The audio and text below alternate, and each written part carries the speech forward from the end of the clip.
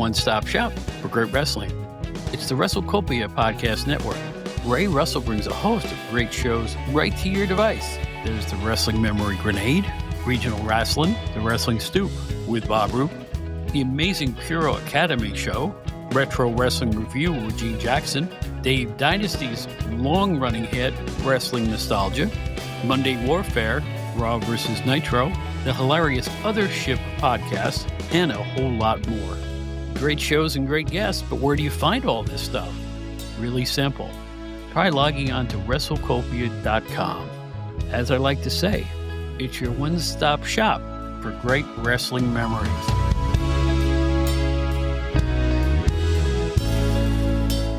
Hello, everybody. Welcome back to the Outdated Wrestling Hour. And today, we have Steve Gennarelli from the Stick to Wrestling podcast with Joe McAdam. And we're going to look at Steve Gennarelli's favorite things from his life in pro wrestling. Now, I like my favorite things, too. You know what my favorite thing is? A spam sandwich, a fried spam sandwich. Have you ever had one of those? Oh, they're so good. Oh, they're delicious. You just fry it just a little bit, not too much, just a little bit of oil in the pan, and you can have a delicious one. I like it on a hot roll, particularly. Let me go get some spam and show you exactly what I'm talking about here.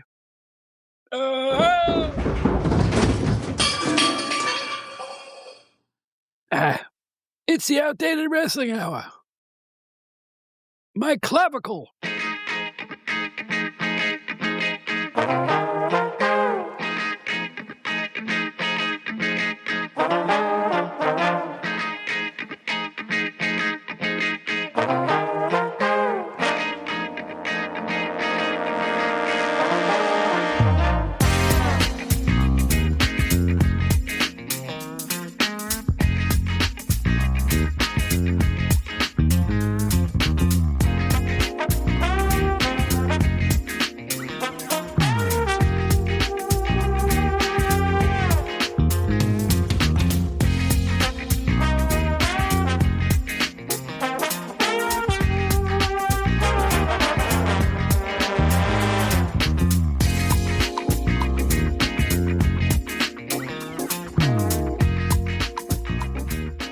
When the dog bites, I'm sorry. This is another edition of Somebody's Favorite Things. Our special guest is going to be Steve Gennarelli here on the Outdated Wrestling Hour. My name's Bob Smith from the old PWI magazines. We have someone else who's going to talk about his favorite things. Things that make him go, I am glad to be alive today. He is a bon vivant. He is a Long Islander. He is Joe Puccio. Joe, how are you? Doing great. How are you doing today, Bob? Well, no, you're talking to me. That's why. No, I'm fine. I'm a happy camper today, just for silly reasons in my personal life. I'm happy that I didn't make a bad decision. I think you know what I'm talking about. Yes. So I'm not going to say that in public, but things are looking good. And since things are looking good, and I've already had the conversation with Steve Gennarelli, who is, by the way, the coolest dude. You did a show with Steve. Steve is like one of those guys, when you meet him, you felt you know him for 10 years. Am I wrong? I really enjoyed doing the podcast with Bob. We did the top 100 television shows of all time a while back, and we've done some other things since then. But what I always appreciate about Steve is that he's able to come up with a ridiculous amount of topics and subjects. Sometimes I'm kind of racking my brain like, what's another good topic? And he just rattles them off the top of his head. And obviously it goes without saying that he has a lot of great knowledge about everything. And even talking about the entertainment podcast one from a week or so ago with the magazines, which was awesome with him and Brian. Well, that one was my idea, mainly because we were tooling around the house throwing stuff out. Right. And I go, look at these old magazines. I said, look at a stack of old magazines. Wow, look at the Twilight Zone. Nobody remembers that magazine. And a lot of other stuff. There's sports worlding or something. You know, listen to the show and find out what it was. These old pulpy 1980s, 1970s magazines. And we love them like crazy. And obviously, we saved some of them. So it helped doing that show greatly. But no, he always has a topic. He's always texting. How about this? How about that? He's just an an amazing fountain of enthusiasm. And I like people like that. I need it in my life to have people who have no hard edges, shall we say. No, for sure. And yeah, it's funny just because you mentioned it. That really piqued my interest, that Twilight Zone magazine, because we've talked about this in the past. I'm a huge Twilight Zone fan, and I never heard of that magazine. And I looked it up after your show, and I would love to actually see one of those at some point. I've never seen one. I don't know. It's the type of thing I can probably find at, like, who knows, maybe one of these garage sales, or even like at one of these old comic book shows. I'm sure they'd have things like that in the bin. Well, the magazine was nothing to look at, pulp paper. Yeah. Yeah. But it was Rod Serling's Twilight Zone. I guess he was still alive when it was being made, because you had writers like, Joyce Carol Oates and Stephen King and That's Rod cool. Serling. Yeah. Yeah. Yeah. And it was at like $1.75 for like a dozen horror stories. Yeah. Yeah. So that's really cool. Anyway, enough of that. Go out and not get your copies, folks, because we can't find it anymore. But anyway, no, he's real creative. And now I want to get along to you. We've done Howard Baum's favorite things, and we've done Steve Gennarelli's favorite things. How about your favorite things, my friend, Joe Puccio? What are some moments that you have? They don't have to be in any chronological order, and they could be from today back to when you were a wee tadpole. What's the stuff you went, I'll never forget this. I'm having a time of my life. There must be a few. I think we always look back at what got us into wrestling as, as our favorite things, as the stuff that we maybe remember the fondly. And the first thing that always pops in my head is what brought me to the dance, is just watching that early to mid 80s WWF on Saturday mornings, watching those, when it was on at, let's say, 10 in the morning, 11 in the morning on Channel 9 or Channel 5 in New York. Switched a few times, but just watching those, it was so much, there was just so much to look forward to. And it's really amazing when you think about it now, because back then the television shows were really nothing special. I mean, if you compare it to what they give you today, where they basically give you everything, back then, you were watching squash matches, you were watching, if you were lucky, one main event caliber match, if you want to call it that, which lasted about 10 minutes on a 1 hour show, but it still was so good. Everything meant something, and just looking forward to it when I was in school back then, and just waiting for those Saturday shows and saying, oh man, I'm going to wake up Saturday morning, I'm going to put this on. So I would say one of the things in a more generic sense is just looking forward every week, being in school and saying, I can't wait for the weekend, can't wait to hang out with my friends, and then thinking like, yeah, I can't wait to watch whatever it was called, All American Wrestling or WWF Superstars or whatever they were, and just really looking forward to it and having it actually mean something, as opposed to now where, there's about 17 hours of wrestling each week at a minimum, and every single thing is forgettable because they just throw every single thing, including the kitchen sink, at you to where it becomes forgettable. So I would say that as my first sort of memory. Okay, I got a question about it. You're watching these first shows. Now, even when I was a kid watching the earlier WWF, but about the fourth year watching it, or maybe even the third, I could predict everything that was going to happen just by seeing what guys were in the ring. This is going to happen, that's going to happen. There weren't a lot of surprises. Did you reach a phase in your early watching, and you probably watched it for a few years that way, where you went, oh, this isn't one of those shows where this is going to happen, that's going to happen, and oh, this guy's going to win and that guy's going to lose? Or was everything fresh and still a surprise for a while? I want to say it was for quite a while. It was a surprise. It was fairly fresh from what I remember as a kid watching it. Talking about, I mean, I got into it when I was maybe like 8 or something like that, give or take. But I mean, I feel like I still kind of had those sort of bright eyes where I was watching everything, was like, wow, like I can't believe this is happening. And I really didn't expect that. It did take me a little while. It took me a few years, I would say, to where I started being able to really kind of predict, I think this is going to happen. This guy's going to turn on this guy, or this is going to happen. I would say so. I mean, I can't, it's a little foggy, it's easy to talk about now. I can't really recall if I was able to pick outcomes and things like that, but I would say it took me a couple of years. It's always cool when you see a turn that you didn't expect. Yeah. To me, my favorite one in the history of the WW anything, believe it or not, it's a more recent one. When Mark Henry turned on John Cena. I didn't see that coming. It was supposed to be Mark Henry's farewell right ceremony in the ring, and people were around, and there wasn't a dry eye in the house, and they're raising each other's arms at the end of the speeches, and there was all love in the room, and then Henry beats the tar out of him.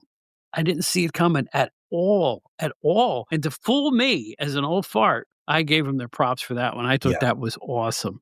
No, but you wanna know something? You're not alone there because I remember that one pretty vividly, and that one fooled everybody. I Mhm. remember that they did that so well. In fact, it's funny you bring that up. I don't know that they've done one as well since, but they did it so well that I was the same way. I think everybody was shocked. Henry did such a good job with that turn. He seemed so legitimately heartbroken. I know he was tearing up. I think he was crying in the promo. And he doesn't get enough credit for that segment, for sure. That was great. So anyway, we'll get back to your, favorite thing. So you're watching along as, say, a youngster. You got started earlier than I did. I was about 12, and you were about 8 or Oh, 9, I okay. guess, right? Yeah, yeah. So take me into high school. What's going on?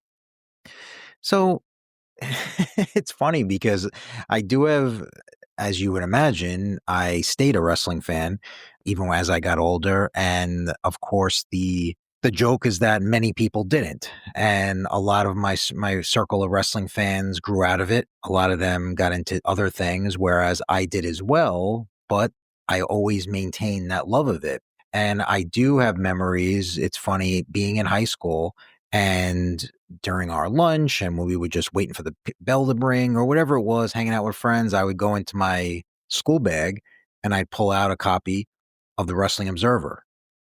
And you have to think, now you remember that, the font size of this thing. It's like you're reading, like, and I just remember that people would be around there who have no idea what that is. And they would be like, what the hell are you reading? Like, what is that tiny little font? They would just think I was studying, like they didn't know what it was. And I'm like, no, no, no, no, it's wrestling. And as you would imagine, you're in high school, you get older, there's always going to be the people like, oh, what are you reading about that for? But I mean, I stayed with it, didn't have exactly the same feel for me, not like I said. I mean, when you're a young kid, I think there's always that you never feel better about watching it. It got a little bit different, because again, you have new interests at that point, but I still stuck with it. We talked about recently those mid 90s years where there are a lot of the terrible gimmicks right into the Attitude Era.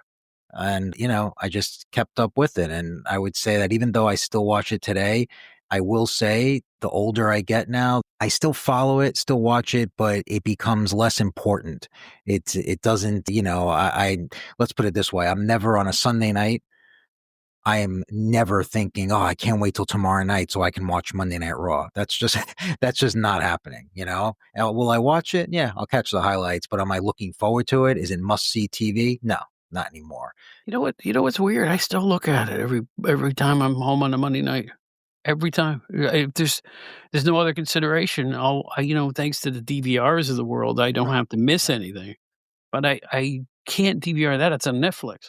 So it's Right. like it's either you watch. No, no, no. They do replays, so I could watch it later on. You don't have to watch it when it's first shown. But in any event, no. It's been such a part of my life ever since. Like I said, I actually attended either the first or second Monday Night Raw when it was at the Manhattan Center Yeah, yeah, me too. way I back when. was one to, yeah, yeah. So I'm romantic about it. Mhm. Raw is that hot new wasn't a hot new thing at first, but it really built itself up quickly in those years. I mean, the Manhattan Center holds what, 1,300 people? Something like that. And now, within a year they were in the main arenas, and then it became a major ratings juggernaut for USA Network, picking up where the old Tuesday Night Titans and all that other stuff used to be on.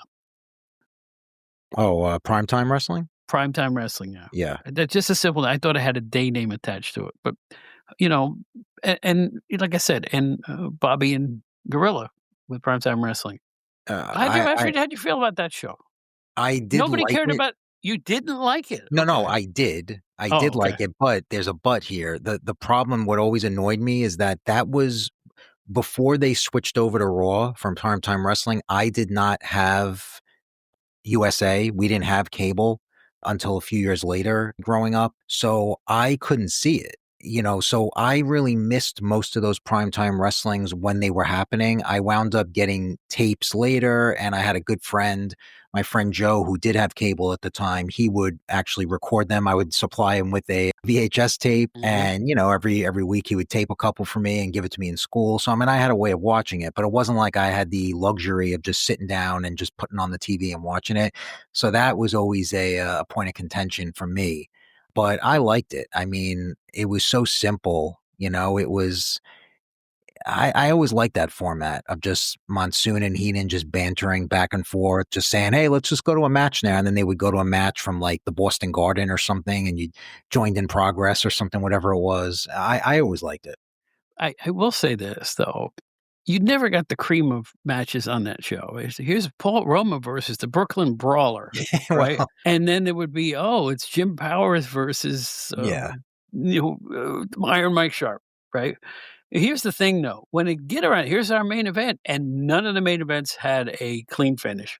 yeah, Never, yeah, never.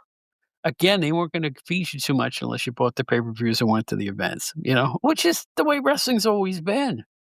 Even you have to admit, you weren't around the '70s, but I can't tell you the number of shows that had a cataclysmic main event, and in the end, it would end like this. Whoops, we're out of time. See you next week. We'll tell you what happened. And you come back next week, they didn't tell you what happened, right, right? So you got to see the big stars take on each other, but never. I give the old WWF credit, the old triple WF credit. If they had a tag team title match on it, was usually you'd get a finish. They did most of their finishes, most of their title changes on television, which is odd, but that's how they did it. right. Yeah, I do have recollection of that happening where they would sort of like end in progress. I guess it was more when I started watching the NWA in the 80s. I Right. remember they would do it a lot. They would kind of go off the air and maybe like on the what do you call it, the 605 WCW shows from back then. I remember they used to do it a little bit here and there, but yeah, you're right. I mean, I don't know, just that whole period just brings back such great memories. And again, I Mhm. don't know, some of it might just be, looking at it from our point of view now, but I don't know. It just felt great. I still to this day, my all-time favorite feud in wrestling is still Hulk Hogan and Paul Orndorff. Wow. That feud that was right around like 84, 85. Mhm. It's the one that it wasn't really the first thing I saw, but it was the big feud that really got me so invested in what I was watching that I just, and to this day, Orndorff is probably like in my top 3 favorite wrestlers ever. I just loved his attitude. I love that cockiness. It's one of the reasons why I like the heels from back then. But, just Orndorff, the Heenan family, always trying to one up Hogan. I just love that, and again, it's the stuff that I generally grew up with. So I think it makes sense. But some of the stuff they did back then was fantastic. Even the early Saturday night's main events, that was so cool to have wrestling to replace Saturday Night Live every couple of months on NBC. It was such a big deal, like again, it's something that it's hard for fans of today to really comprehend because now it's everywhere. You can turn on any channel. It's on Netflix. You go every week. It's on every channel. But to actually have it on to replace Saturday Night Live every month or two, it was fantastic. It was really something to look for. And I just remember it was so great. I would love staying up on Saturday nights as a kid. And sometimes I go to my buddy Joe's house. Sometimes he would come over to my house. We'd hang out and do something the next day. So yeah, good memories. And, you're jogging my memory, and this is why I love these conversations. Hulk Hogan gets lambasted for a lot of things, and rightfully so. But when he first won the title, the first year after that, there was some great matches. Hmm. Like you say, the Orndorff feud, right? Yep. The first rematches with the Iron Sheik were wild. They looked like they were in Southwest Championship Wrestling or something. They were double blood, fighting for everything they've got to get the title back matches. They were really, really good, strong main events. They weren't like the formula that they became a year or two later when here's the big guy, here's Kamala, here's Earthquake. Oh, how's he ever going to beat the big guy? And then it's the leg drop, 1, 2, 3, and all that stuff. But they weren't the way in the beginning. No. And Hogan had some really good matches. Yeah, yeah. I mean, like you said, Orndorff, the Sheik. I mean, I remember he had a good match with Terry Funk on Yeah, television. yeah. That actually might have been a Saturday night's main event from what I remember. And I think you said how they weren't really formulaic, and it's true. It wasn't until like maybe a year later Mhm. when they really went to that formula where he did the same match. It was the same 7 or 8 minute match every week or whatever, every show he was on. And then he would end it with the big boot the leg to the boot to the head and then the leg drop, which was Hmm. fine. That was his finishing move, and that was fine. That was over at the time. But in the early years before they really went to that, yeah, it was like anything could happen. He could Yeah. win. He would win with a roll up. The Hmm. other guy would just get disqualified, or Hogan would just roll him up and get a quick win. So it was very, very less of a formula, like you said. Yeah. And that, yeah, that was pretty exciting. That was pretty cool to. Right? I mean, seriously, like I said, people lambast he never had a good match. Yeah, he did. He had some really good matches in the beginning. And Yeah. by the way, this is off topic. Those videos of Hogan venturing to Japan are a revelation. You ever see Hogan in Japan? Oh yeah, sure. The old footage. Unbelievable. Yeah, Is that the same guy? I know. He could acclimate himself to their style pretty well. I'm not saying he was great at it. I'm just saying he even attempted it was shocking, right? He's underrated in that sense. I don't think enough people have seen that footage, and a lot of it is available to see online on Mhm. YouTube and places like that, and you'd be surprised. Yeah, he really was able to hold his own. It wasn't until years later that he had that more generic style, and look, like you said, I I have nothing against Hogan's wrestling ability either. I mean, we've talked about this before. He wasn't a technical wrestler in the sense that we're of a Ric Flair or somebody like that. We understand that. But he didn't need to be at that point. Like in the WWF, when he was running through all his opponents, I mean, did it matter? Nobody cared that he wasn't having, 60-minute No. matches or 60-minute Iron Man matches and things like that. We had that with Flair, and I appreciated it with Flair. And there's the thing too. Ric Flair's audience was entirely different than Hulk Hogan's audience. Hulk Hogan's audience were the kids with the dolls holding up their Mhm. LJN figurine of Hulk Hogan, right? And it was different. All they wanted is to see him win. It didn't matter what the match was like. Even Madison Square Garden was loaded with kids. And I'm not putting anybody down for that, but they were cultivating that audience. So the matches became less excessively violent and more he would usually start out strong, and then the guy who was invariably bigger than him or the same size would take over for a good 4 or 5 minutes. Then he'd hulk up, and then he'd do the 1, 2, 3, and it's all Right. over. Nothing wrong with that. It sold a lot of tickets for a better part of 3 years after that. Right. And you know what?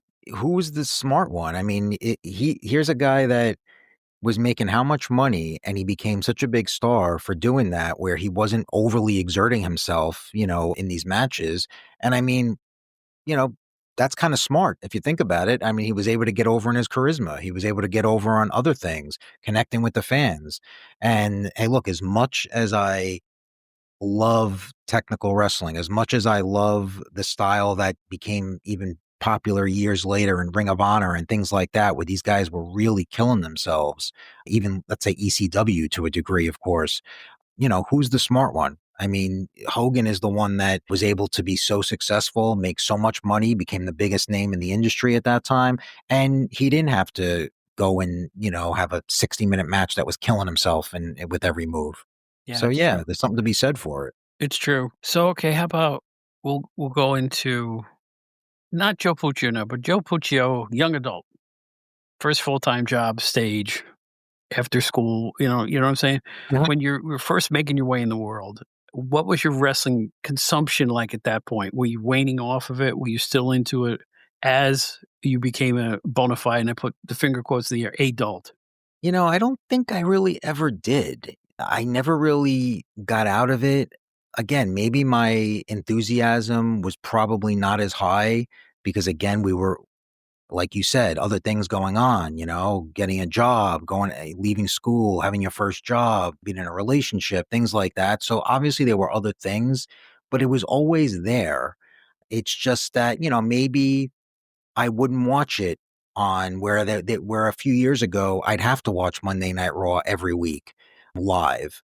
Now maybe I was taping it. I'm watching it a day later because I was busy that night. I was out with doing something. So then I guess it became a little less important that you didn't have to watch it immediately. If you heard who won, it wouldn't be the worst thing in the world. But I really never got out of it. And you want to know, it's funny, you just sort of shook my memory here. When I was at my job years and years ago, I remember that I was having a conversation with one of my coworkers about wrestling, whatever it was. I don't know. I just remember it was wrestling. And one of the wise asses who worked at my job, he thought wrestling was kind of dumb and infantile, he came over and he was like, Joe, he's like, when are you gonna, give that up? And I was like, I don't think I'm going to. It's been my part of my life. And he said, no. He said, Joe, he's like, trust me. He's like, I know, whatever you are, you're in your 20s now. He's like, trust me. When you get older, he's like, there's going to be a point where you stop watching this stuff. He's like, whatever it is, 10, 15 years, there's going to be a point. And I think about that now and I'm like, you know what? He was wrong because I'm older now and it's been, 25 years since then and I'm still watching it. Before the expansion, go to 1980 and 81 and look at a Madison Square Garden wrestling card. You'd see the same faces in the same seats, and they were all older people.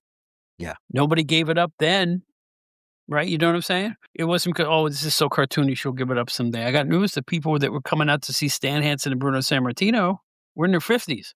Right. They never gave it up. True. No, you never give it up. Once it gets in your blood, it's there, I think. True. But you know what? I always had a feeling I was destined to be in wrestling. My last full-time job before I started journalism, I managed a Record World store. And I had a district manager named Pete Marsh. I believe that's his name, Pete. He's gone now. He's gone. I may be misremembering his name, but he's left us many years ago. But it was in Poughkeepsie where they had the Mid-Hudson Civic Center where the WWF was doing tapings. Mm-hmm. He'd come in there once a month and go, Bob, I was at the Civic Center last night. They cut Andre's hair. Can you believe it? They cut Andre's hair. Heenan and his goons can't do. I couldn't believe it. Then the next show he goes, I couldn't believe it. He'll come back. He went, oh my gosh, Tonga Kid just took a chair and was wailing on Roddy Piper. He was just wailing on him for minutes. I couldn't believe it. And then the next week, he'll be, hey Bob, I couldn't believe it. I was at the Civic Center. Every time they had a show, whatever the big angle was, he would come, hey, they got this woman. Randy Savage has this woman, man. She sure looks like she could be a Playboy. She was beautiful. Oh, I couldn't believe it. It's like every time they had a big angle at the minute, he would come back and give me the blow by blow, and I loved him for it because it's like he was probably 40 years old and he was deep into it. Yeah. No, it's hey, look, for a time, my whole family was not. I couldn't, not as much as me, but I mean to the fact that I was watching it so much growing up that. How could they not? And every single Saturday, my father would watch it with me. He'd be doing something else and I come into the living room and I'd say, oh, wrestling's coming on. Okay, put it on. Turn on the TV, actually get up and turn hit the button and turn the knob to the channel. And he'd watch it and he got a kick out of it. And, even the old Saturday night shows when maybe he was already in bed, I'd watch the Saturday night's main event. Sunday mornings, hey, let me tell you something. I watched that show twice because Sunday mornings he'd say after breakfast, yeah, put it on. I'll take a look at what they had last night. And I'd watch it with him. Even my mom, like she would sit there, making believe she was doing her jumble or reading the newspaper. And I saw her look over and I remember guys like George the Animal Steel would come on and she'd be into it. And the same with my sister. My sister was invested as well. She has all these memories and funny story about that is that she became, she's retired now, but she was a New York City school teacher and she taught little kids. And being that I was such a fan, she knew all the names from the 80s and even the 90s because she grew up, with me. And she would tell me it was so funny that there were kids in her class. They would be talking, before the bell rang or whatever, like, oh, did you see that last night? Did you see, whatever it is, Hogan or even in the 90s, Bret Hart, Shawn Michaels. And she would surprise them. And she'd go up to them and say, hey, John, you mean Bret the Hitman Hart? Do you mean the Heartbreak Kid, Shawn Michaels? And she would obviously be up on this. She would know all about it. And she said the look on their faces, their jaws would drop because, when you're a kid, you don't think your teacher is cool that they know what you're watching or like that. And they would be like, oh, you know who that is? Of course I know who that is, and it's funny because she knew too. So that stuff really just, it spans different people, different ages, different generations. It was really something. As I've always said, pro wrestling brings people together. No, I've never said that. Hey, great memories, Joe. Really, seriously. You see, we have just spent the last half hour talking to each other and smiling every second. Because it's fun to go back and look at the stuff that really, it's the stuff you can't forget. So many great moments. I'm sitting here, my head is reeling with old Joe McHugh era, matches that I saw. One unbelievable match with the Blackjacks against managed by Lou Albano against, I think it was Victor Rivera and Dominic DeNucci. And for its time, it was wild. Like they broke the stairs outside and they were whapping each other with the broken stair pieces and there were nails in it and everything. And it was like for 1975, it was a super wild TV brawl. In other words, we're out of time, one of those. But still, you're glad you saw it because it was Right. nothing but nonstop carnage. So let's give thanks for the carnage, bloodletting, and general good vibes of classic professional wrestling. I meant that. I meant you to laugh at that one, Joe. I didn't mean it seriously. I mean, I but smiled. no, it's actually true, though. It's actually true. And here's why it was true.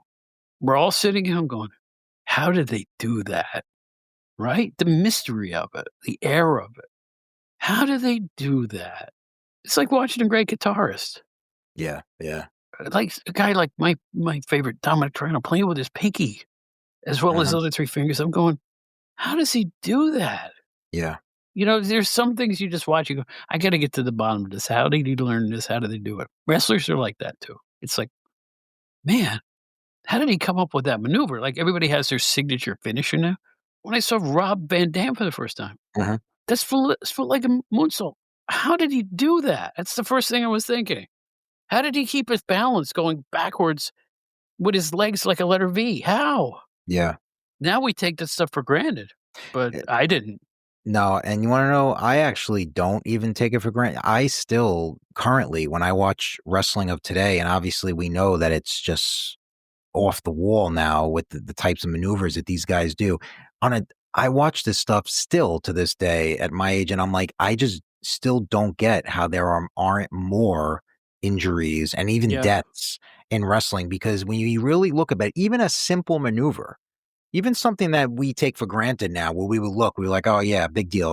It's not a high spot, big deal. He flipped him over. That could even kill you if you land on your head. You land a little bit wrong and you're paralyzed. Well, there's the thing about pro wrestling now. Like, again, it wasn't always this way in the 70s because the heels would do squash matches and obliterate the jobbers. But here's the deal. Now, all wrestling matches, you practically have to obliterate your opponent, at least make it look that way before you can pin him. In the 70s and 80s, it was a little more, there's a roll-up. I mean, Rick Steamboat won NWA World Championship for Flair with a roll-up, a simple 1, 2, 3 small package. You'd never see that now. You'd never see it now. It'd have to be something super spectacular or something out of the blue. So, in a way, I think they work too hard. I insist that today's wrestlers work too hard. It's like they a lot of them look like injuries waiting to happen. Darby Allin, I can't even fathom why he's not on crutches. It's just the way it is. Yeah, that's the problem, though, is that I think the main problem is that because we've gotten so much now and we're at a point where they're just always trying to top each other. So it's the fact that we have to recondition people because people aren't good. They don't want to accept anything less than this. So again, it's like if you order a pay-per-view, let's say, and you watch a show and the match is just, they did a good job. They had a 15-minute match and they rolled around the ring a little and there was nothing. People are automatically going to say, oh yeah, but they really didn't do much. I could see that on television, so everybody's always looking for them to top each other. But the problem is at some point, you can't top, there's only so much the human body can do, Yeah, for sure. I just came up with a booking concept that will never happen, so I'm not even going to say it. Okay. Maybe I will say it. You tune in for AEW or WWF. I think the AEW shows are 2 hours. Yeah. And it's a match, one fall to a finish. And the match lasts the whole program. Imagine that. 1 hour, 47 minutes. Somebody can do it. Yeah. Somebody can do it. Think of it. And then you cut the wrestlers back. My match is supposed to be on. You go, you got to wait for them to finish, right? And nobody gets on because it was just those two people. It would never happen. Not a 2-hour show, but that brings back memories of ECW. Heyman used to do that occasionally with his 1-hour show, which I know it's only an hour, but that's still long. There were some of those ECW programs where there would only be one match on the show and it would go the entire hour. And whether it would end as a time limit draw or with a finish, whatever it was. And I remember thinking at the time in those, whatever it was, early mid 90s, I was like, that's interesting. At the time, you're analyzing it a little bit more because obviously I'm older at that point. I'm like, wow, that's interesting. But I loved it. I always thought that was such a cool concept because it really made the match feel so important. Did you ever see the Nick Bockwinkel, Kurt Hennig AWA match at 1 hour? Spectacular. Yeah, one of the best matches I've ever seen. Yeah. And here's the best co-host I've ever seen. His name is Joe Puccio. Thank you for being here again, my friend. He is the proprietor of GenerationXWire.com, the entertainment website, unlike anything you'll read anywhere else. Stuff from the past that's just the grooviest 70s, 80s, 90s stuff. He's got it all there. It's great to browse your site and pick out older articles that you've come up with about, like I say, Land of the Lost. I'll never get over that one. I was a You love kid. that one. I was a kid with Land of Yep. the Lost. Yeah. I was a kid, man. I just great. I have to throw the plaudits at you one more time. Oh, thank you. I appreciate that. And yeah, there's more stuff coming up. All right, it's GenerationXWire.com. Thank you, Joe. And he's got everything from the new Aerosmith album to Joyce. I can't even pronounce her last. Bulifant. Yes. We used to sit next to Richard Dawson, if I'm not Yes, mistaken, exactly. right? Can you imagine that? Oh gosh, we're so old here at the Outdated Wrestling Hour. Give us count to 9.5, and you're going to hear the dulcet tones of one of our good buddies, Mr. Steve Gennarelli, where we bring back more great memories of great wrestling. We'll be right back.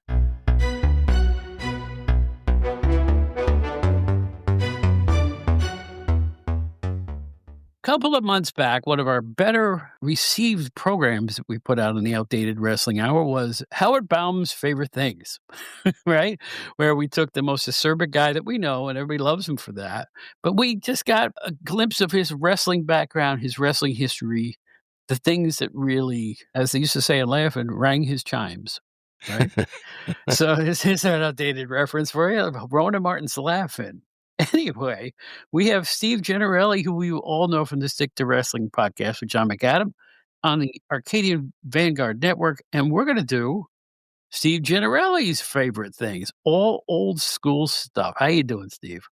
I'm doing well, Bob. And this is a show that my wife should listen to so she'll get to know who I am instead of it being a great mystery. Wait, hold on. You telling me she's not going to know everything you're about to say? Oh, my gosh. This is shocking, I know, but no, no, I like your idea. I'm very flattered that you would care about my favorite things. But yeah, if you got some questions for me, please fire away, and I'll try to convey an honest answer. I have a ton of questions for you, and Please. the reason I want to do that same topic with you that we did with Howard is your wrestling knowledge is very keen. You've got a really good sense of recall. I want to find out how you got that computer in your head because I don't have one as good as you do. I just Okay, don't. all right. No, you Okay. and John stagger me with your recall of dates, facts, figures. I have a good memory. Like, and if I Right. remember And you something, I do. remember it vividly. But the problem is I am nobody on dates and times and years. I just, Right. that stuff flies by. Like, I can remember WrestleMania 3, and of course, Randy Savage versus Rick Steamboat. But what's the Sure. date? I have no earthly clue. I know it was March or something, right? So, Yeah, March anyway, 27th of 87. That's there right. you go. And I know it was the Pontiac Silverdome. I remember That's that right. much. But That's in any right. event, I did remember it. And I remember several of the matches on that show. That's how my memory works. The stuff I think I like, it's like everybody else. If you like it best, that's what you remember, right? Right. That's right. Yeah. I mean, as far as why or how do I remember it so well? I mean, for one thing, it was important to me. It was definitely important enough for me to take the time to remember it. And, those dates like the first WrestleMania and second WrestleMania, I think I only do like the first 3 or 4, to be honest. After that, I'm terrible. But those were important to me. And John and I know we were both getting the Observer at one point or another. I started in '87. And when I would get those, they'd come on a Saturday around the lunchtime in the mailbox. Thank you, Jamie Ward. And we would read through these things. I mean, from the instant it came through the door, I would take the staple out. I would sit down in a chair. I may have had wrestling playing on in the background or a baseball game or what have you. I would sit there and I would read through the entire issue at one sitting, unless I was interrupted by my mom and dad or other activities. So, and then I'm sure later that day I would pick it up again, go through it again, and then during the week read it again. Looking forward to the next issue coming on a Saturday, and you read it multiple times like that, 3 or 4 times minimum, a lot of that stuff you're just going to retain in your head. And I know I kept those issues. I never threw the Observer out. I would go back to them again.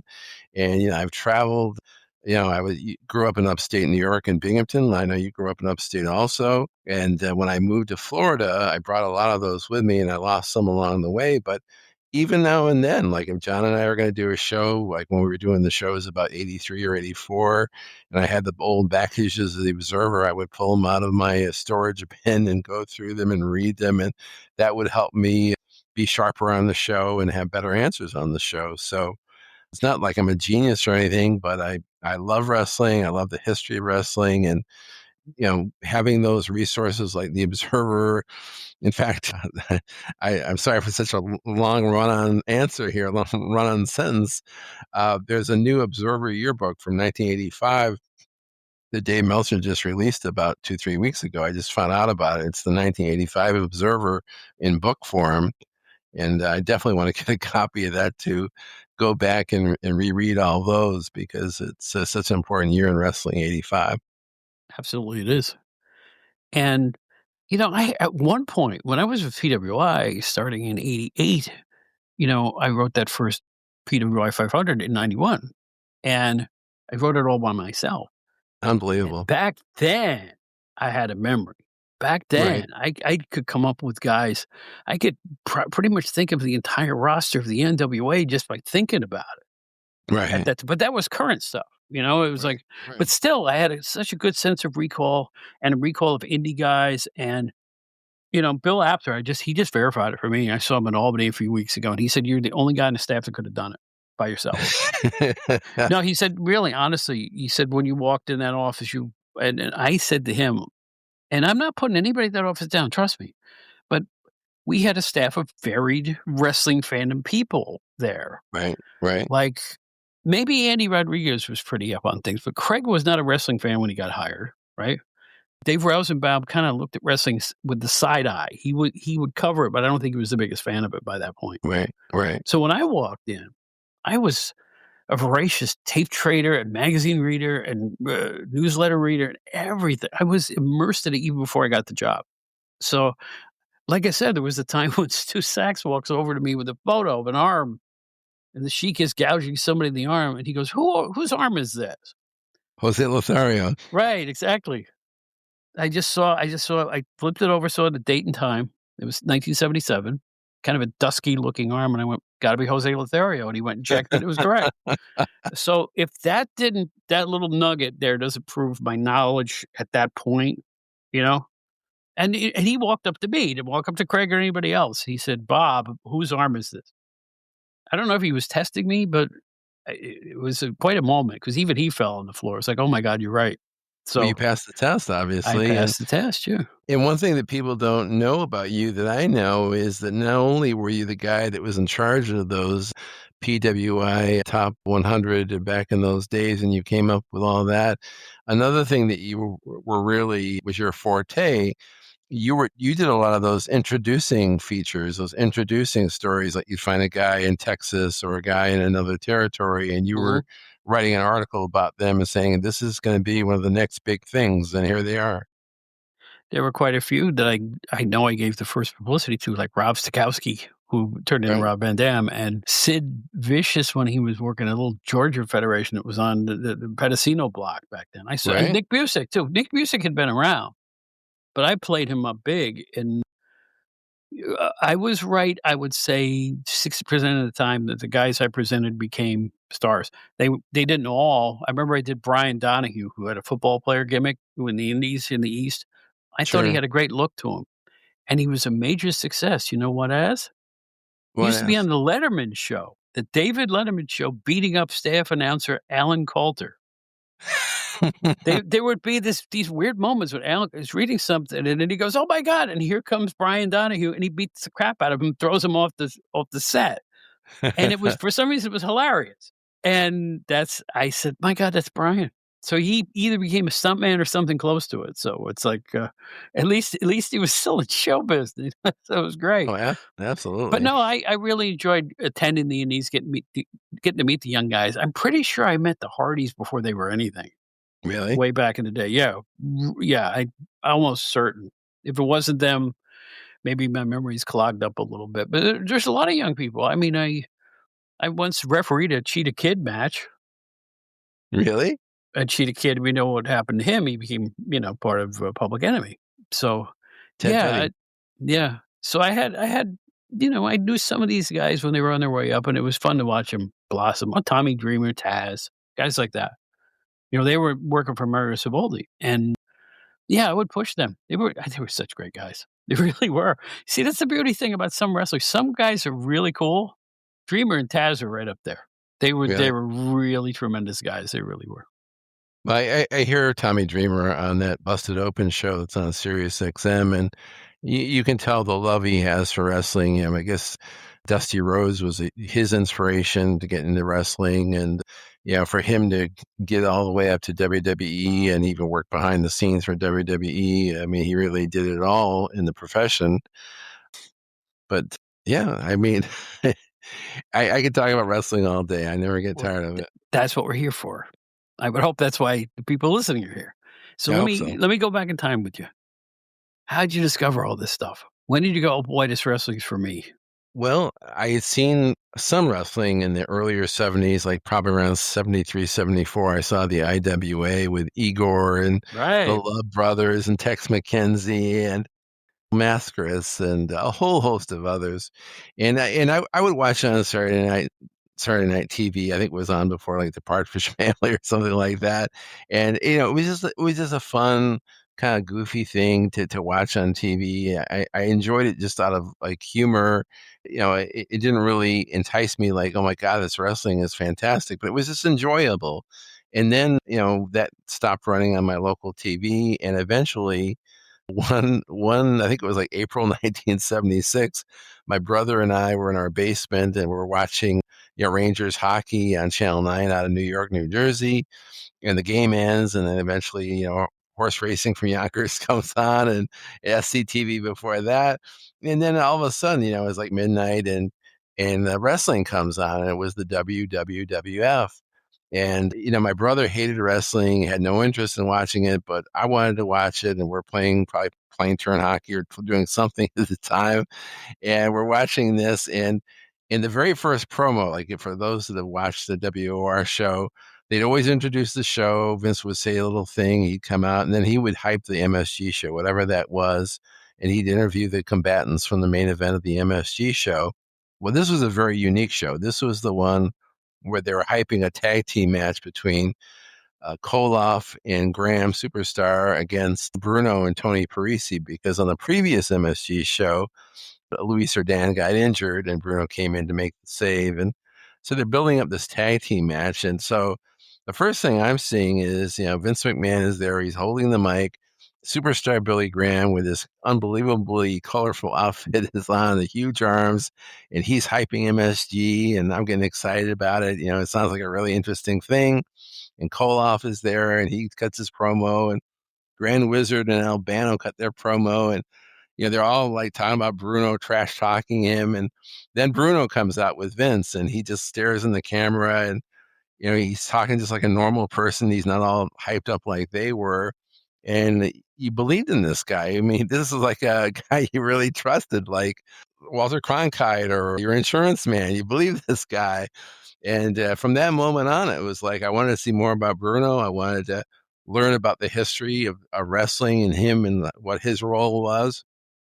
And this was the time that, wrestling was also airing every month on HBO, which we were lucky enough to have, which HBO was this brand new thing. And at that time, they had all kinds of New York sports that were airing on HBO.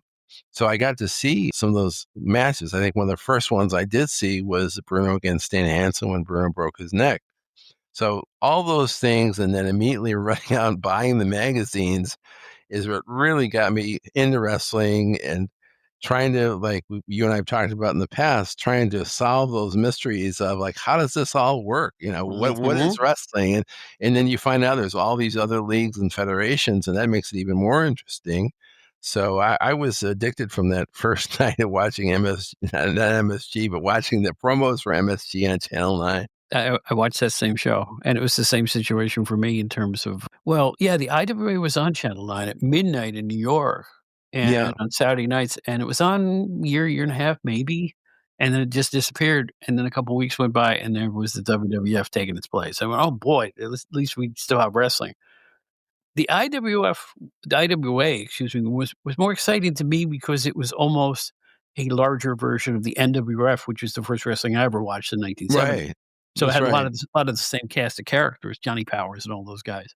So it was, like, a little more familiar, so that's probably why I enjoyed it more than you did, I would think, because it took me back, Kurt Von Hess, Eric the Red, Louis Martinez Arriba, you know? So Oh, yeah.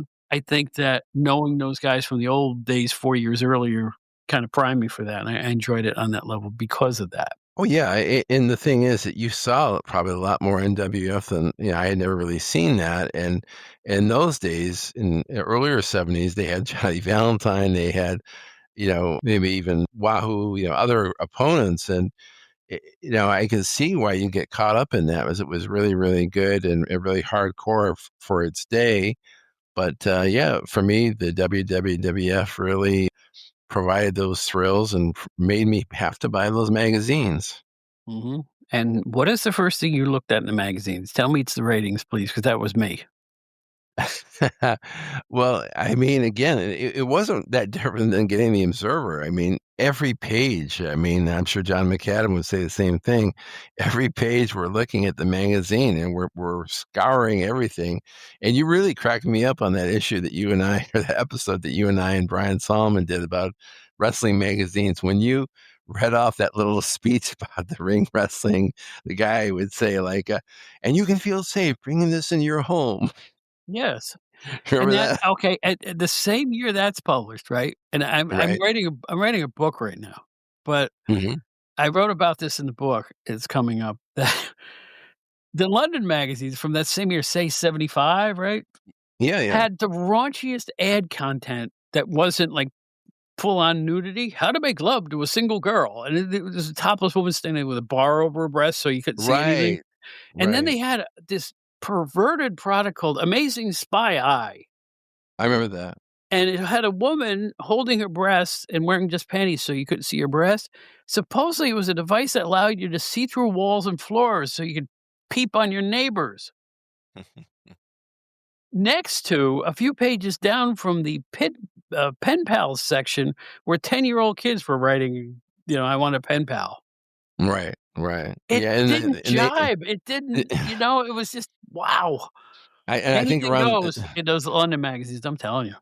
yeah, I think they had, like, an ad for a 400-page, The Encyclopedia of Sex book. It's like, "Oh, yes, you can buy this," Well, they had and ads for little gu they looked like real guns, but they were pellet guns. Remember Mhm. those little small ads? And then fake sheriff badges and stuff. I'm like, "What the Yeah, Can you right. imagine the trouble you could get into ordering this stuff?" I mean, really? All that stuff, and it's funny, I mean, I guess I do have a good memory because I remember one of the first times I'm buying, like, multiple back issues of wrestling magazines that is up the street from my father's florist shop. There was this old bookstore where you could buy older magazines that just never had been sold.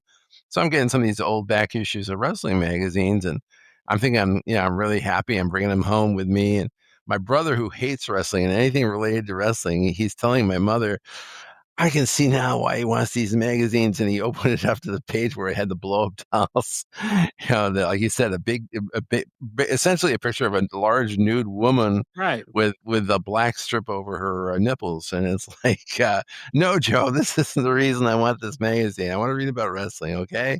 But that just recently, Bill Apter told me that, Stanley Weston was like, "We always used to imitate Stanley, and I'm always kinda like this," and he said, Bill, my boy, you know what sells? Sex and violence. That's what sells. And that's why the magazines were loaded with those ads, plus all the gore you could fit in. I picked up, I saw it on something called the Internet Archive, the magazine from 1975. Right, I forget which right. one it was. I turned you on to that archive, You right? did. One magazine was blood on every page.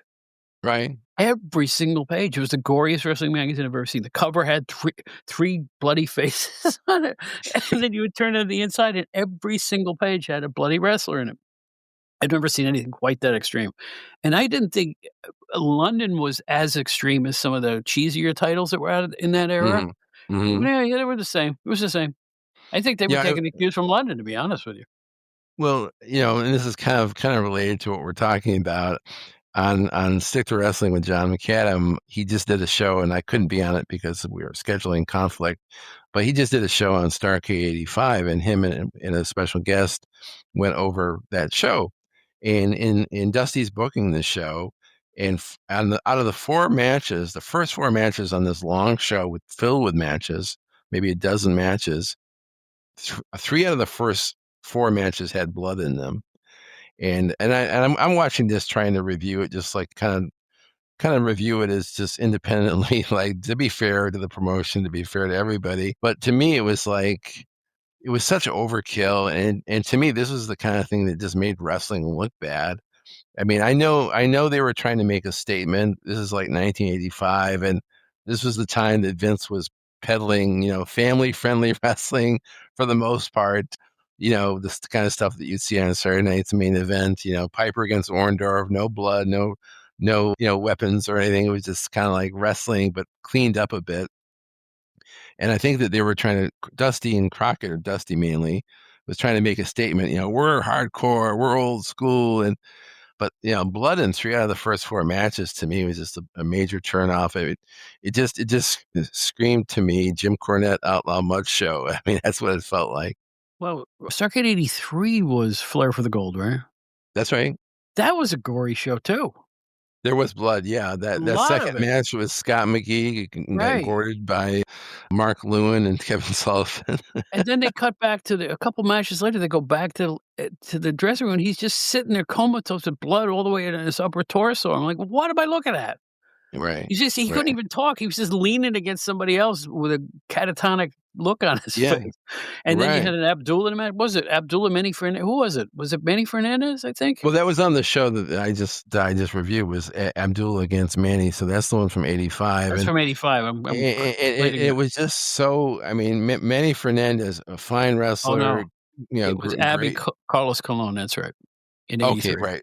Okay, That was bloody, and then the but main event was bloody, and then a couple other things, so they weren't shying away from it at all in the '80s. yeah, I mean, yeah, I was definitely a segment of the audience that wanted the blood and the gore, but used in moderation, it is money. It's box office. It is. But overkill. Three out of the first four matches on this show. What's left for the main event to do, for Pete's sake? Mhm. But here's the thing, blood should be used, and I still believe this, I'm not against blood, but it should be used judiciously. Like, it should be a special thing, maybe once a card, It shouldn't be 1, 2, match 4, match 7. Yeah, it should I, be I mean, a little more, it takes, like you say, it takes away from the, "Oh my god, what's going on?" factor. If your 7th consecutive wrestler is bleeding, hi, AEW.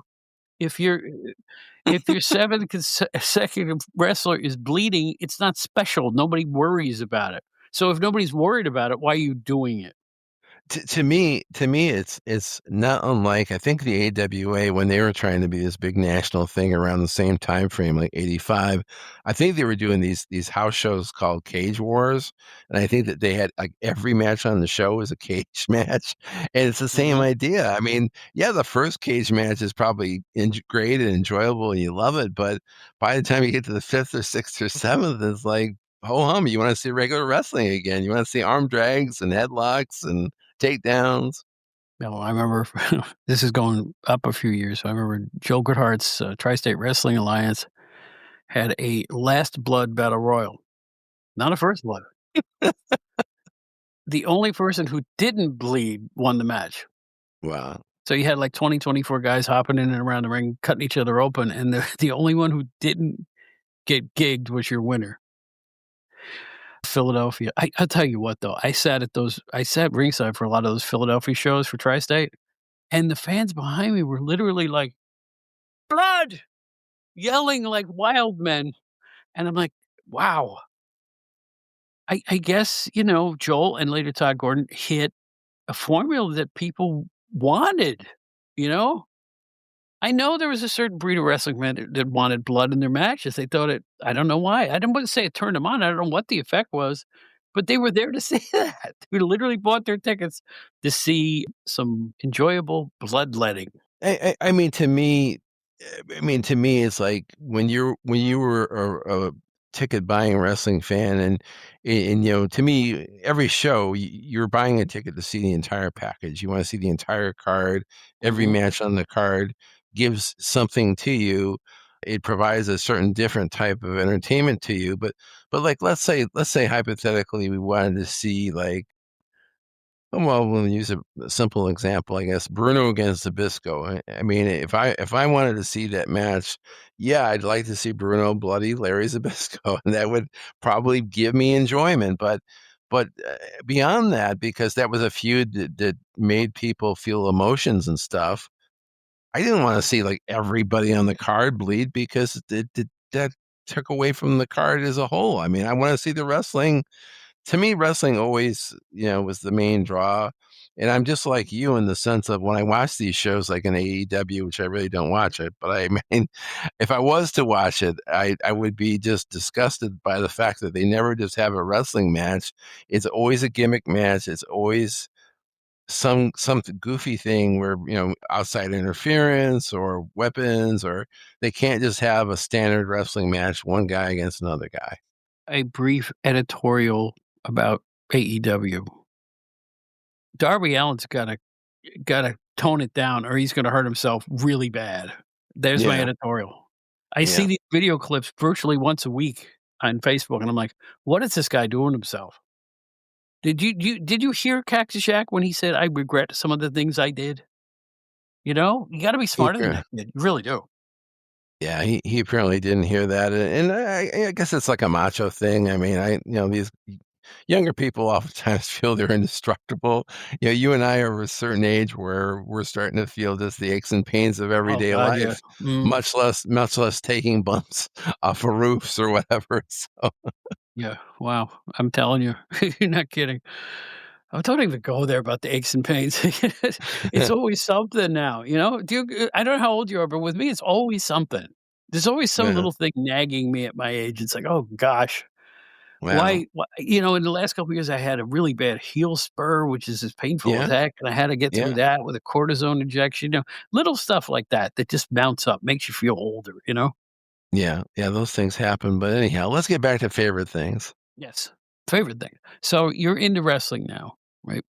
How about into your later high school years through adulthood? Like, how did my Yeah, how did you addiction into continue to wrestling change? follow it? Yeah, did it change? Did it strengthen? Did you see more live events? How did things change? When I was, a teenager, I remember, the first bunch of shows I went with over the first 2 or 3 years was I was like 12 years old. I went with my dad, and my dad would have some friends that would come with us. And I mean, the thing that today's fans don't really understand is in those days in the 70s, wrestling was so blue collar. It was so different. I mean, the people that you would see at a wrestling match were not like people you see in everyday life. They were really unique people, and they really reacted to the matches, and it was just like a different world completely. But as time would go on, I would go with my high school friends to the matches, and these are the guys I grew up with, and these are the guys I'm still really in touch with now that I'm an old geezer, almost old geezer, but we're still friends. And we would go and we root for the heels, and that's one thing I always did. Bruno was the only good guy I ever rooted for. I always loved the heels, and like we were rooting for Larry Zbyszko against Backlund on one show, and later in that same show, we saw Andre pin Hogan, which was like the final match of that night. And we had no clue that, just a mere 7 years later, that would be the biggest match in the history of wrestling. So I'm proud to say I got to see them wrestle, way back when they were still up. Hogan was an up and comer. Andre was already established as one of the big draws in the entire country.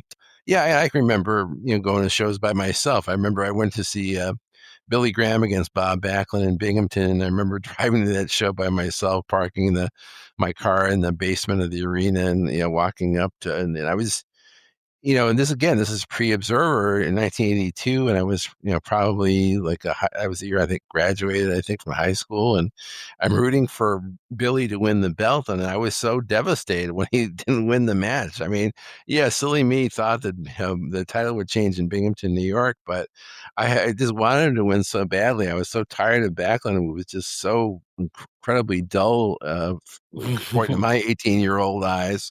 And even Billy Graham, who didn't even look the same, he looked like a different person. I rooted for him just because I knew he was the original Billy Graham, and I wanted him to have the title back. So Yeah, the Billy Graham of '81 show, what a disappointment he was. I mean, he just yeah, didn't he really I know he worked in Florida and other places around those years, but I will say he slowed down to a crawl real fast. I mean, I remember by the time he was doing indies like the NWF, the new NWF, what Paul yeah, Heyman was part of, his that's matches right, would his matches would last a buck 10. He'd drop an right, elbow and somebody, the match would be over. right, So yeah. obviously, he wasn't feeling well or had physical problems even as he was still working, and I felt bad for him because it's like the Billy Graham from the '70s was unbelievably great. No, he was, and that's all been documented. I know it's in Backlund's book. I think it was in Billy Graham's book too. He was heavy into drugs. I mean, he blacked out on certain shows. I mean, he almost died before certain shows. I mean, there's shows that from MSG where Grand Wizard is in the old security guard for from MSG. They're practically holding on to him, taking him to the ring at MSG. It looks like he's ready. He's so brittle, he's ready to fall apart on his way to the ring. But this was Billy Graham, somebody who we loved and we cared about. So even though he looked like crap, he was our Billy Graham. We had to root for him. Well, I'll tell you what, I mean, he was there's the thing, he was so good on the stick too. I Yeah, mean, the interviews he gave, "Man of the Hour," "Too Sweet to Be Sour," I just go down the list. Really entertaining. After the Bruno listen, I like Bruno, I like Pedro Morales, but I love Graham too. I I thought he did was too. really good at what he did. No, I did too. And that work that he did in that 10-month period as champion is really, really underrated, I think. I mean, he just sold his butt off every night against every opponent, and he was superstar. I mean, he was somebody he was one of the first heels that people loved, much like they loved Ric Flair later on, or they liked Buddy Rogers in the 60s. This was a beloved bad guy wrestler. Mhm. Probably And the and first probably the first anti-hero like Steve Austin later yeah. to be that anti-hero Yeah. favorite. Yeah, and our friend Howard Baum that you did this concept with earlier, he would agree 100% because he saw Superstar in Florida against Dusty, and that was off the chain down there in Florida, and they brought it eventually to MSG when Billy had the title. They redid that feud in New York, and people still talk about it. I mean, the people in our age group still talk about it as far as a very memorable, unforgettable feud, the bull rope match, and of course they even WWE incorporated into the Cody Rhodes story, that whole thing. So those are really happy times, seeing Billy Graham in his heyday, not the karate Billy Graham of later years. I used to love it in the '70s, right? When my parents would fall for things. I'd be watching wrestling or I'd come over to the house, and my dad, for some reason, had the MSG wrestling on, or maybe I put it on just to visit him. I was an adult at this point, like 19 years Sure, old, and it sure. was like, he sees the Graham Dusty bull rope match. We're watching it. Right, He's like, right. "Oh my god, these guys are tearing the heck out of each other." I'm like, "Way to go, dad." Yeah, because he was buying it. He was buying a hook, line, and sinker, and it was like, wow. I love that kind of I also, had my parents watch because it came up to my hometown. This is a funny story. When I was working at PWI, the NWA gave me a stack of tickets for one of the Clash of the Champions, one of the best ones, Funk versus Flair, I Quit. In Yeah, upstate Troy, New New York, York. that Mhm. Troy, New York. So I gave away a whole stack of tickets on the local radio station, and people from there could go up for free. In other words, we helped pay for the house, right? Sure. And I'll tell you, they watched that one too, and I remember my mother going, "Oh, the guy with the yellow hair is great." Right. So I'm like, "Yeah, I'm glad you enjoyed it. I'm glad you enjoyed it." So I will say that whenever my parents fell for it, I felt really good. I don't know why, Yeah. I just felt that in the words of the great Eddie Marlin in Memphis, "Well, did we fool 'em?" That's the mindset you want.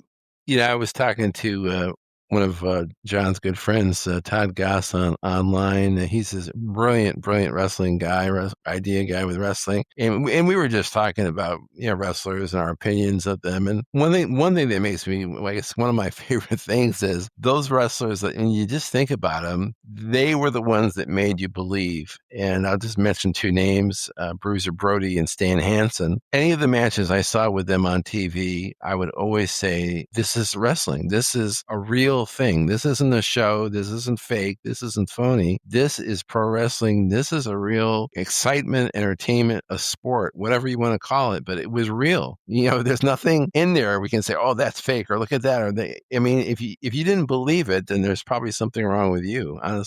I'll tell you what, and this, again, we're hopping around the time frames here, but do you remember 80 weight champion Stan Hansen? He was as wild there as any place he'd ever worked. Yeah, I like Stan Hansen a lot. I mean, in the matches he had, like in the AWA, I mean, he had a good, credible match with David Sammartino. He made David Sammartino look good. He worked a really good, rugged match with those two. And then I can remember Stan Hansen against a very young Leon White, the future Vader. Mm-hmm.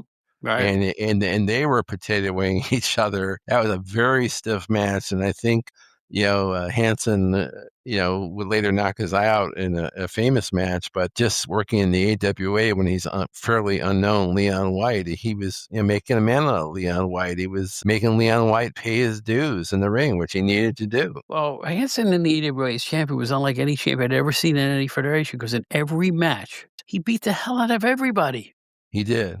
all the time, right? Yeah. In recent years, I had never seen these before, but I did see some matches he had with Rick Martel, which were surprisingly good. I mean, they were good brawls, and Rick Martel, to his credit, hung in there with Hansen, and they were credible, good, solid matches. And Rick Martel, I mean, I know John and I are going to do a show probably in 6 months about guys who aren't in the Observer Hall of Fame, but Rick Martel's one of those guys that I don't know if he's worthy of being in the Hall of Fame, but he's definitely worthy of being in the discussion. That's for sure. Well, here's the thing. I don't think he's worthy of being in the Hall of Fame for any one segment of his career, which was a long one. Mm-hmm. Like, you had AWA champion Rick Martel. You Mm-hmm. had the model / multiple time tag team champion Rick Martel in the WWF. But in his Canada career, he was it. I mean, he was way, way, way over up working for Gino Brito up in Canada. And I think if you add it all together, he just slips in. I agree. Just barely above the line for a Hall of Famer. Yeah, he was in Australia. I mean, he wrestled in Georgia. He was in WCW during the Monday Night Wars. I mean, all these things. I mean, to have a career go from like 72 to 98 and all that he accomplished in between, definitely he makes it for me. And for all the reasons you said, it's an accumulation of all the positives that he provided to the fans in those years. When I think of him and Rick Steamboat, I kind of put him on an athletic par. Do you think I'm off, or do you think that's pretty close? No, they're very close, and Santana's right there with him. I mean, John pointed out to me on a recent show, he says, "Oh, I think, Steamboat's elite and Santana may not be." But to our conversation right now, if Steamboat's a 5.0 and Martel's maybe a 4.8 and then Santana's a 4.75, I mean, that's how close they are. I mean, they're all these superb. Steamboat may be elite, but those other two are nipping at his heels. They're not that far off, really. I think people paid money to see guys like that. Oh, they did. The good looking guys who could also put on a great match, and they were rare. Oh, yeah. To be both handsome like that and the ability to main event. Yeah, that's a rarity, because wrestlers by and large aren't that handsome, But these guys look like they could have been actors or something. They were good. They were really good. And Tito Santana, for whatever reason, he's just. Maybe just because he had a long, long career, people took him for granted. But I mean, I'm one of those. I'm one of those. When we did one of our early lists, I gave him short shrift. And after I had finished it, I kind of went back and researched him a little bit harder. Right. Yeah. He should have been higher on my top 100 list or 500 list or whatever the heck it was we did on our earlier podcast. But no, he could go. And when I say he could go, that means he was one of the best of the best. The trouble is, I get tainted by the goof gimmicks they gave these guys later in their careers. Yeah. He didn't need to be Yeah. the Matador. He didn't. Yeah. There was no necessary reason for that. But everybody had to be a character because Vince wanted it. and he would control the name, the Matador, or the Right. Mountie, or whoever the heck it was. Right, right. I think, to give Vince some credit, I think what he was trying to do is just put a new coat of paint on some of these guys. I mean, Tito had been there for a long, long time. I mean, from maybe end of '83 till like here we are, like in the early '90s, and they say, well, you're going to become the Matador now. And, so he's got like a different hairstyle. He's got a different ring gear, entrance gear, tries to maybe changes his in-ring repertoire slightly. But I mean, you had to do stuff like that. I mean, you had to try to put a new coat of paint on some of these guys just because, it's such a competitive business and people don't want to see the same thing on TV every week unless you're one of those rare people like a Ric Flair or Bruno or Randy Savage, people that never got old in the general public's eyes. I tend not to agree with that. They were just trying to sell the kids, man. Kids. No, seriously. And we talk about this in a lot of the recent shows. The WWF of the 1980 to 1989, and John McAdam made the great quote about it. They don't resemble each other at all. You're right. Yeah, that's right. It's That's two right. entirely different feels to the promotion. And Right. I think the key was the ice cream bar contingent. I'm serious. They wanted to put, the Matador on a chocolate wafer. Right. You're right. And kids would I gotta give them credit. Kids would react to those characters. They just did. Hmm. So they weren't doing anything wrong. They were doing anything wrong in terms of making it, let me rephrase that. They were doing something wrong in terms of making it less a sport and more of a cartoon show. There's no question about it in my mind. Yeah, and I had this conversation with John and Brian Solomon on one of Brian's shows. To me, it was, as wrestling evolved, as the WWF evolved, when we're talking like 84 or 85, the expansion is exciting. It's really exciting. You have new names coming in every week.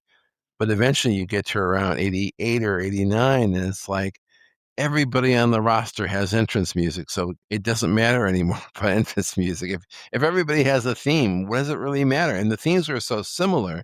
I mean, the John Studd theme was similar to Duggan's theme, and those themes were similar to Morocco's theme. And I mean, you know, it just got like, you rather than thinking that the WWF, like as it had been in like 83 or 84, that this was like a traveling bunch of independent wild men or assassins or bad guys or people you couldn't trust. Now you're thinking, well, it's like a circus. They all play a role. They all have the same music. And they did. Jim Johnson's writing all the same themes for these guys. It just became so like wrestling by the numbers. It took away the spontaneity of it. Not to mention the realism, because if you watched it for 6 months, you realized that the guy who wasn't getting music was going to lose. Right. If you watch a That's TV right. match, right? That's If right. it's Rick Hunter, if it's veteran Rick Hunter against Randy Savage, you knew that, Rick Hunter's standing in the ring and they announce him. Here's Rick Hunter from wherever. And dun dun dun dun dun da da da da da da.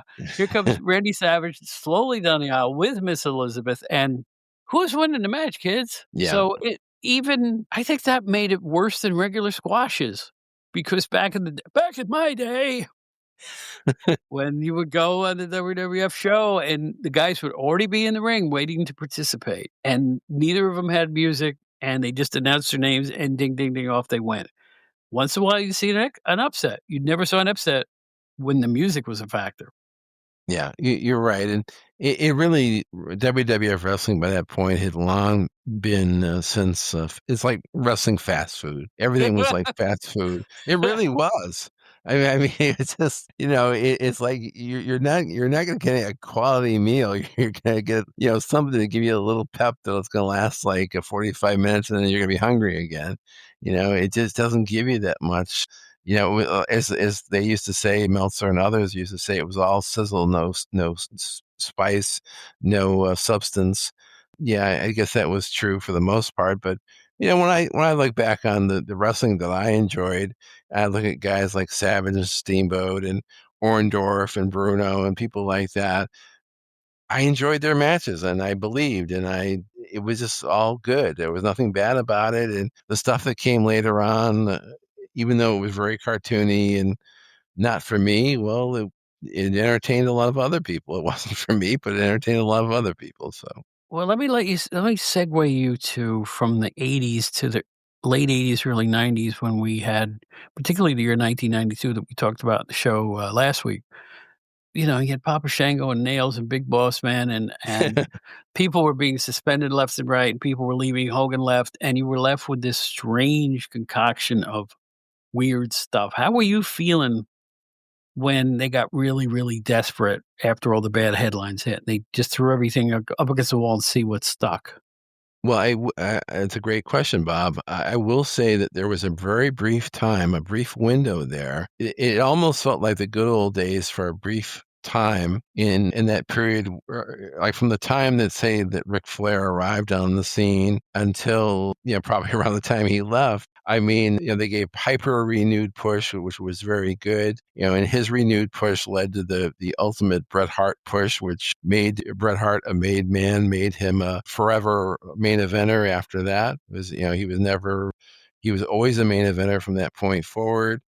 I mean, they did a lot of good stuff in that time frame with the Flair and Savage and Hogan, and they did as best as they could. I know. I think you've said before that you kind of wish that they had done the Hogan Flair match at WrestleMania. Maybe that should have happened. They blew that so bad. Oh my yeah, gosh! And yeah, by the time the next WrestleMania came around, they had already done the house. They started as house shows. What are you they did. doing? They What are they they did. doing? Maybe they were just desperate for cash because I mean the box office had been really down prior to him coming in, and definitely did pick up business. I mean the matches with him and Hogan were drawing. Maybe they weren't like the phenomenal business they were hoping they could potentially do, but many of those shows were close to a sellout, and some did sell out. So That's true, particularly at like the MSG and places like that. They did yeah. draw good crowds. So a lot of time has passed since that era. We're now in 2025, heading toward 2026, if you can believe it. And there's a lot of phases of wrestling has gone through as we sit here now. I mean, it's been 5 different things in my lifetime in the way it's been presented. There's no independent federations that have any kind of traction anymore. And don't talk to me about I have an NWA T-shirt on, but don't say that because it's like everything's just desperate and strident. And once in a while, I find an indie organization today that just they have a bunch of people come out and wrestle, and those are the ones I want to get behind. Because it's like Right. that's what people are cutting their teeth. Just put on good matches. Even the Hmm. characters don't matter at that point. Just put on some good matches. My question to Right. you is: after all this time has passed, is there anything now that you go, "Hey, that's not half bad"? Oh yeah, yeah. There are. I remember there was a match with Cody Rhodes and Rollins at WrestleMania. I think it was when Cody made his return to WWE. That was his first match back. I mean, watching that match, I felt wrestling was real again. I mean, to me, it was that good seeing those two go at it. When CM Punk wrestles, I like that a lot. I know you're a big fan of Gunther. Gunther is one of those guys that takes you back. He makes you think about people like Kowalski and Gene Kiniski, at least in my opinion. So there are wrestlers out there that can do it for you. Rhea Ripley is again. I mean, I never really cared for women's wrestling. Honestly, I never liked it at all. But other than like one rare Wendy Richter match, maybe. But Rhea Ripley, to me, we did our show with Brian on old magazines. She would have made a great Vampirella. If they ever want to make a Vampirella movie, they could have Rhea Ripley do it. No kidding. I never even thought of it. Just make her hair a little longer. She's already got the look. Yeah, I mean, they didn't, the Vampirella that you and I are familiar with, it wasn't all tatted up, but I mean, this is what today's generation likes anyhow, so go for it, you Yeah. know? But her wrestling is so good, and why watch her wrestle against a good opponent, like when she had the match with Ric Flair's daughter or some of the other opponents she's had. You watch them and you say, this is wrestling. I Yeah. believe this. This isn't a show. This isn't a performance. These are two combatants going at it to see who's the better performer, who's the better wrestler. And I enjoy those. But, I'm just like you, Bob. I turn it on, always skeptical, like, oh, how long is this going to last? 3 minutes, 90 seconds before I shut it off. But, we talked when they had a recent show from MSG, and they even acknowledged one of their commentators said, from the building where Bruno and Backlund and Hogan used to defend their title every month. And when they said that, that won me over. I just had this big grin on my face. The fact that they acknowledged the good old days and the wrestling that I grew up with, it made me think like, God, maybe I should put this on more often. But, you're right. I had such hopes. At the end of the WrestleMania where Cody, after a 2-year storyline, right, Right, finally wins the title at the end of that WrestleMania, and all right, the heroes are in the ring, and you hear yeah, Michael Cole go, "God, I love professional wrestling." And right. then I forget who was doing color. I guess it was, oh, what's his name? The loud guy from ESPN, where he's, Yeah, I right, love professional wrestling too. I'm going, my God, they're using the phrase professional wrestling again. And right, I'm thinking, they're turning a corner here. right, right. Because, the whole Dusty thing, all that tied into it, and I'm thinking, they're bringing it back. I'm really Yeah, thinking this. I'm like walking around in little clouds. I'm like, I get a feeling it's gonna get even less dumb, but better in terms of, you got these big arenas, great stars. It's gonna get good from this point. And then 2 weeks go by, bam! The Wyatt 6. right, right. What? Yeah, And and the booking got wrote, and it's the same thing with factions ganging up on people without being disqualified, and the usual backstage stupidity, and it turned back into what it was before the Cody won the belt. So I don't know what to I think about know. nothing no more, and not to mention the debacle of the John Cena heel run, which was a mistake from the word go, I think. What do you think? No, you're right, but I think we both have to agree that the John Cena retirement tour has been much more successful and much more mainstream and even pretty much in the general public now than I ever imagined it would be. To his credit, John Cena a few years ago, this is like probably 3-4 years ago now, he did a job for that one guy. Was his name Theory, the one that was Vince's boy? Austin Theory, yeah. Austin Theory, he did a job for him at WrestleMania, and it was Yeah. almost like a forgettable blowaway match for forget about match. And now he's the major major star again. It's almost like seeing Hogan come back and have a last major run.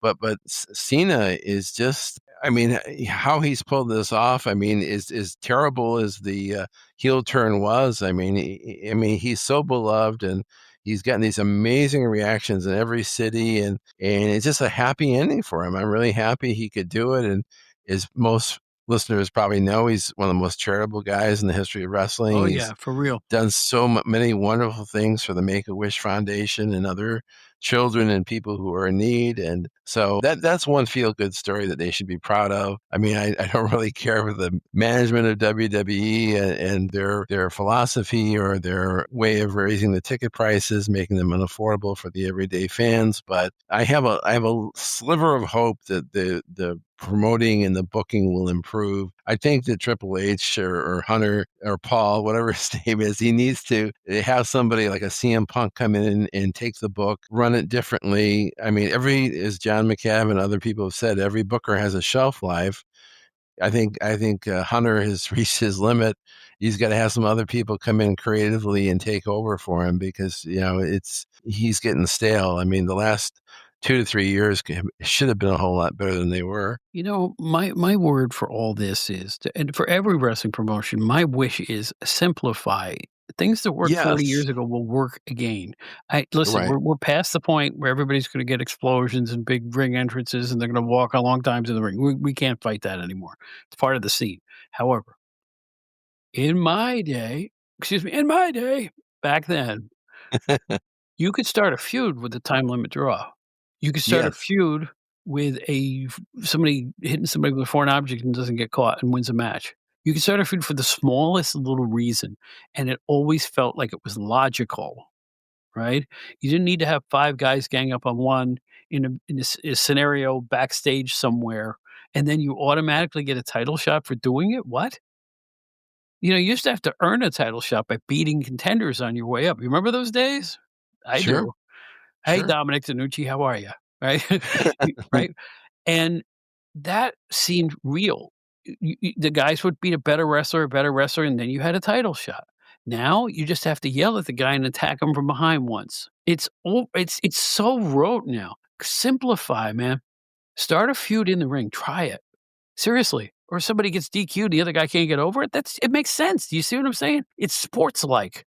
I miss that stuff. I really do. No, I do too. But this is our favorite things. I feel like I've complained more than No, no, no, celebrated my no, no, favorite no. things. No, no, because you do have favorite things to compare it to. Mhm. And since we're coming up on the hour mark here, name some of your favorite matches you ever saw, if they spring to your mind. I hope I'm not putting you on the spot, but there must be a few that you've either attended or watched on pay-per-views or what you went, "Oh gosh, that's one of my favorite matches." Okay. Let me think in a kind of a chronological way, and I'll try to avoid some of the ones that are most people would mention. I mean, one match that I've watched a gazillion times, I'll never get tired of this match. It's just that match from MSG. It happened to be Bruno's last match, but it's a cage match. Bruno and Tito Santana against Adrian Adonis and Randy Savage. I must have seen it already like probably 40 times at least. But I just love the match because the wrestling in the ring is really, really good. I mean, Adonis gives Santana this really good suplex. It just, to me, it looked like what a suplex is supposed to look like. And, Savage is just bumping his ass off for Bruno, and Adonis is doing the same. And it's just a enjoyable match. And that's one. I mean, any of the Kurt Angle matches, to me, Kurt Angle was another one of those guys where when you were watching him, you believed. You believed it was wrestling. You believed it was a contest. It was a sport. And you believed that you were watching a world-class Olympic level competitor, which he was. And whoever he was in the ring with, he elevated him. He was one I'd always just enjoy his matches. Trying to think of other matches that I really liked. I mean, just anything with Randy Savage, he was one of my favorites. Guys like Steamboat, Santana, Adonis, anything with Don Morocco, any era of Don Morocco. But I just love wrestling. I love squash matches. I love the TV matches. It doesn't have to be an MSG or a pay-per-view match. Everyday wrestling is just fun and enjoyable. All I know is you never know what you're gonna see when you turn your wrestling on TV or you go to the arena. Something will hit you and you go, "Wow, I really enjoyed that." Oh yeah. Shoot, I remember being in Albany, New York going, "I like this Gas House Gilbert shtick." I liked him Du a lot. Doug Gilbert was the original Doug Gilbert was an AWA guy, and, Yeah, Doug Lindsay was his real name. right, and then he became, for some reason, Gas House Gilbert, and he had this, unbelievable shtick where he got in the ring and was smiling and waving at the fans. He just entered the federation, right? He's smiling and waving at the fans, and he shakes the referee's hands, right? He's waving at he's shaking the athletic commission's hands. He gets in the ring and shakes Frankie Williams's hand, right? The bell rings and he beat the living tar out of him in like 5 minutes. Never even got any offense in. I love stuff like that. Just simple. Oh, he is a bad guy. Boo. I just thought it was magic. It's subtle, but it worked and it enraged an entire crowd of people. I'll rest my case on that. No, you're right. I mean, the old wrestling that we grew up on when we were kids, it really had a different flair, a different flavor than what we're seeing today. I mean, today everybody looks the same. I mean, in those days, you had these guys who had different shapes, different sizes. Yeah, that's right. George Steele had the body of like a gorilla out of a cage at the zoo. He looked like a killer. And then you had these, guys like Calhoun and Monsoon, and very large or heavy wrestlers. Today, Gunther has a unique look, but I mean, there's very few wrestlers that don't look like they're either competitive bodybuilders or competitive gymnasts. They all kind of look the same. So I always refer to Haystacks Calhoun as pro wrestling's only 370 pound, 600 pounder. No way he was he wasn't close to 600 pounds. I mean, you know how much Bob, 600 pounds is? Bob, his left nut was 600 pounds. Okay. Yeah. Who? Haystacks? Did you? No, wait a minute. You fell for that? I don't know what to think anymore. I'm sorry. Now the McGuire twins, on the other hand, Yeah. all That you was had to their do is, finishing move, the Atomic Nut Crusher. oh By my the god, way. all you had to do was look at him. Is that real? Are you trying to make me laugh? I'm trying to make you laugh. Yeah, you son of a gun. That's Steve for you guys. Well, Steve, this was a really fun look back through memory lane for both of us. I love these kind of shows, what I call the no notes programs. Right. Folks, we're sitting here having a conversation. We're not referring to notes. All this stuff is off the top of our heads. It's like you're sitting in a bar listening to two people talk about wrestling, like I used to do. You ever do that? You ever get together at a bar with some fellow wrestling fans and just talk wrestling? Well, I mean, I remember maybe not at a bar, but I've talked to some people, and at first they were like shy. Oh, I can't talk about wrestling. I don't know anything about wrestling. But then when you get them talking, then everything comes out. They know They know everything. They know the entire roster. They know the guys who are about to come in. I don't know. Some people are just modest when it comes to wrestling. But it all stems back to, like I say, the 70s, like when I was in school and stuff, late 70s. Wrestling was female repellent. You didn't let people know you were a big wrestling fan. You didn't wear any T-shirts. You didn't let anybody know. When you got together with the right bunch of guys, you talked wrestling. If there were girls in the crowd, you didn't talk wrestling. It really was because wrestling. When you and I were growing up at the beginning, it was like kind of dingy-ish arenas and big sweaty guys and hairy guys, and women did not like it. It wasn't geared for them. And I think one of the big differences in wrestling between now and then is the emergence not only of the female wrestler, the female fan as well. I think it's a 50-50 split. I remember one time, this is like when I'm in junior high school, and of course, wrestling was big on my mind at the time. I decided to go to school as a wrestler and act like a wrestler in school. So I put on an elbow pad. It was a white elbow pad. I guess I was trying to look like Stan Hansen. I did have blonde hair. And I tried to act tough. I think I was talking kind of like Lou Albano did, but then somebody like looked at me and said, "Boy, you're acting a lot like Fred Blassie today."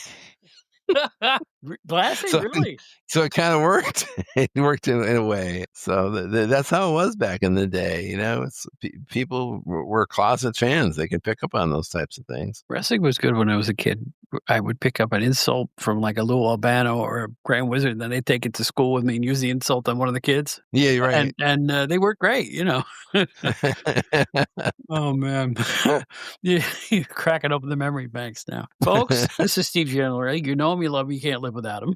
And I want Steve to have the floor to tell you where you can find his work on a variety of podcasts. Steve, the floor is yours. Well, I'm always proud to be on the Bob Smith Outdated Wrestling Hour, and Bob and I and the great Brian Solomon of the great book about Gorilla Monsoon, we did a show on the Outdated Entertainment Hour about magazines that are no longer in print, and it was a very fun show. If you like to hear about magazines, some wrestling magazines included, definitely give that a listen. I've been on Tony Richards' Pro Wrestling Time Tunnel lately, talking about 1975 WWF. And of course, my bread and butter, the show that put me on the map, Stick to Wrestling with John McAdam, part of the very popular Arcadian Vanguard network. It comes out every Friday. If you go to McAdamPod.com, you can hear all the episodes, including about 100 that I'm not on, that Sean Goodwin is on. But John and I are still recording new episodes, and we'll be doing another one soon. And in fact,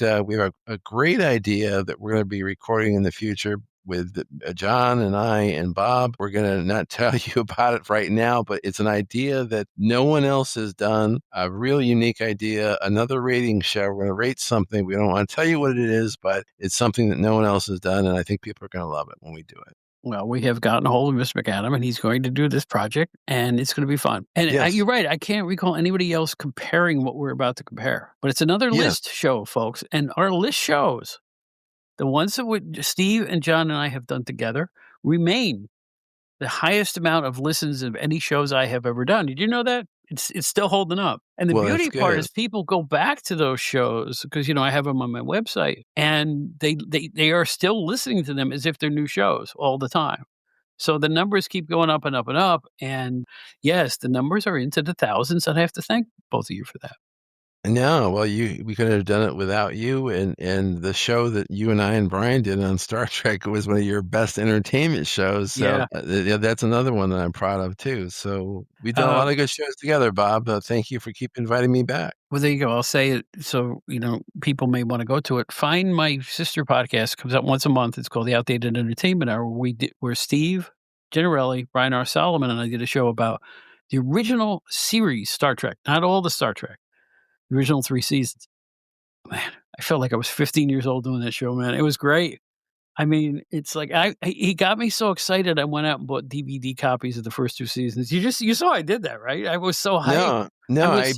Believe me, I've been considering doing it myself. I mean, I have Paramount Plus and I can stream the episodes, but I'm thinking I want to get copies as well. So Well, you know what? They're also streaming on some of the other streaming apps that are out there available for your Like Roku box. So, Pluto, yeah, Pluto, and those. one of those. Mm. Yeah, and I don't know if they are the pre-edited versions of the first couple Star Right, Treks or not. But I right. know I've required on DVDs the original. You know, they re-released them without the original sound effects. Some really smart guy said, "Well, let's put more modern sounds in there." And I don't want that. I want them as they were originally. I want The what brought me to the classic, dance with. Yes, I want to hear the squeaks and squawks of the cabin, right? Of the right. captain's room. Squeak, squeak, That's you right. know? So, I'm a purist. What can I say? You are a purist. Yeah. But anyway, here's a wrestling purist. He's Steve Gennarelli. Steve, always a pleasure, my friend. Steve and I and Brian and a bunch of people from Arcadian Vanguard have become real buddies now, and in real life. And I want to thank you all for coming in my life the last 2 or 3 years because we always have a good time, and I appreciate your time very much. No, I appreciate the invite, Bob. I always learn from you, and just like I did when I bought your magazines back in the day, and now we're good friends. And it's like, can't wait to talk baseball with you as we get in the hot stove and we kick off another season come March. Here it comes. The time goes quick, doesn't it? Trades are already Sure starting to does. happen in the baseball world. Yeah. So, Hot stove. anyway, I wish I had an outdated baseball hour. Maybe I should. Ladies and gentlemen, we're going to look back at the career of Don Wirt. Yes, the third baseman for the 1968 world champion Detroit Tigers. And here to talk about it is who? Walt, Who Walt, can we get? no Nick Williams, of course. Yeah, there's a show. Yeah. Or baseball's greatest nicknames, you know? Oh my God, I'm going to do a show, aren't I? Oh, shut up, Bob. Please shut up. All right, Steve Gennarelli, everybody.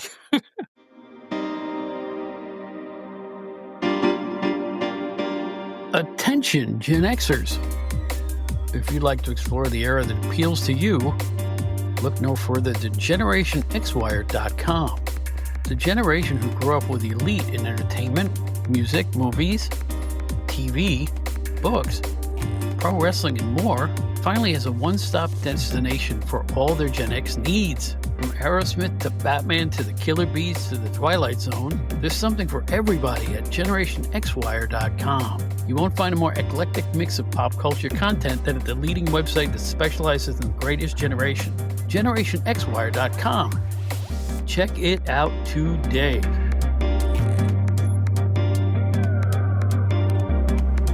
There is another one in the books of the Outdated Wrestling Hour. We are so happy you were here to listen.